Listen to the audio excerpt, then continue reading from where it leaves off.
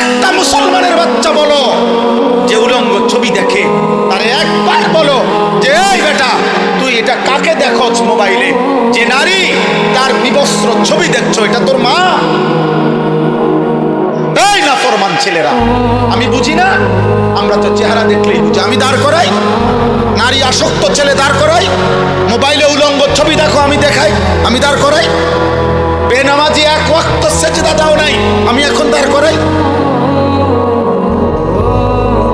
আমি ইনশাআল্লাহ কোরআন সামনে বলবো, তো তুমিও কোরআন ধরে বলবা, কসম করে বলবা, আল্লাহকে কসম করে বলবা যে না আমি নারী দেখি না, ছবি দেখি না, উলঙ্গ দৃশ্য দেখি না। বলো, এই তোমার মা? যাকে দেখো সে তোর মা বেটা, তোমার বোন, তোমার মেয়ে, তোমার ফুফু, তোমার খালা? এই অসভ্য, তো যাকে দেখো সেও তো কারো মা। তুমি কি চাও তোমার মাকে কেউ উলঙ্গ দেখো?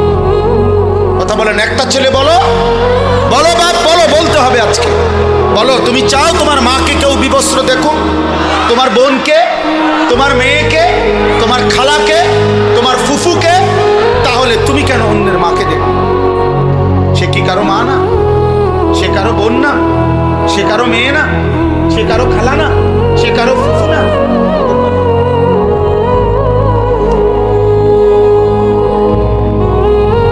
তোমার রক্তে ইনসান নাই? তুমি মানুষ না? তুমি পশু? আল্লাহর নবী সাল্লাল্লাহু আলাইহি সাল্লাম এই কথা বলছেন, এই কথা নবীজি বলছেন। নবীজি, আমি তো বললাম না, রাসূলুল্লাহ সাল্লাল্লাহু আলাইহি সাল্লাম এক যুবককে এই কথা বলছেন।